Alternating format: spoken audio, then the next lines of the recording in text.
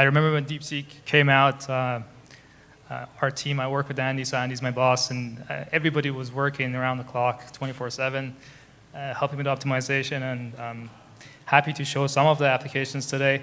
So the plan for me today is just to go over a quick demo of a few applications, but before that, I want to show how it's basically hassle-free and super easy to get this running. So first is just quickly showing you guys the 2 commands you need to do to run DeepSeek R1. And then I'm going to go over 3 example applications that I kind of looked around the last 2 weeks to show once you get this running, you can easily get this up. First one is Open WebUI. Probably some of you guys are familiar with it. It's extremely popular, about 8,000 likes on GitHub, 1,000 forks of it. So basically, I'll show you guys how you can quickly get that up and running and a couple of examples of that.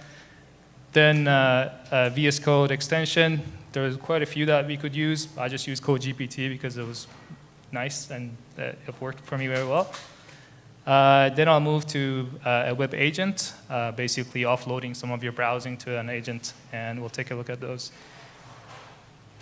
Okay, so for how to run DeepSeek, basically the most performant right now we have on AMD MI300 is using sglang. So just a quick Docker run command that will pull the latest image, which is that one I posted here right now. And that will get your Docker container started with an interactive shell. Once you have that up and running, you have access to all the sglang software and tools, so you can just basically run the launch server command. Those are the basic bare minimum parameters you need. Once this is running and it's complete, you'll basically have a OpenAI compatible API interface with the specific address that I'm showing here. Since we're not giving it a port variable, you get the default 30,000. At the bottom, I have, for those who are interested with the most performant version of DeepSeek R1 on MI300, those variables would basically give you the most performant version of it. All right, moving on to the first demo. Basically, I'm going to show you WebUI. Sorry, I just don't know which way I could get to my...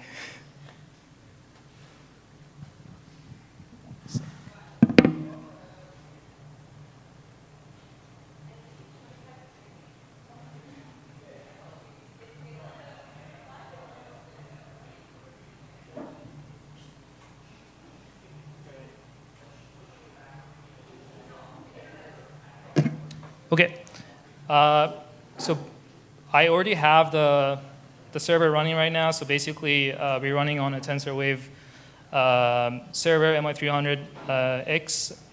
Once it's completed, you get this basically nice terminal output that it's running. After that, all you have to do is basically go here and add in a setting, connection. I already have it added, so it's good to go. I'm just going to do a couple of commands just to test it out. I was told I'm allowed to take some risks today, so. Yeah. Okay. Thank you. So basically, starting with one command to just make sure it's working. This is basically the model name. That's the path that we're hosting the model. So it's working. Let's just give it a problem. Imagine you're facing east, turn 90 degrees left, turn 270 degrees right, turn 180 degrees left again. Which direction are you facing? So basically, I'm trying to get the model to go through its thinking process. So DeepSeek R1, as you know, it starts with generating the reasoning tokens. And the first time I saw this problem, as a human, I started going step by step, trying to change direction to see which direction I'm going to end up with. After seeing the answer, I realized it's much easier to just basically sum up the changes, and you hopefully end up with 0. So you're going to be back at the direction of the east.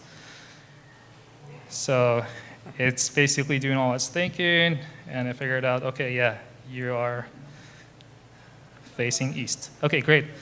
So one next thing just to kind of wrap up. I hate to do this to you, but we're running quite behind time.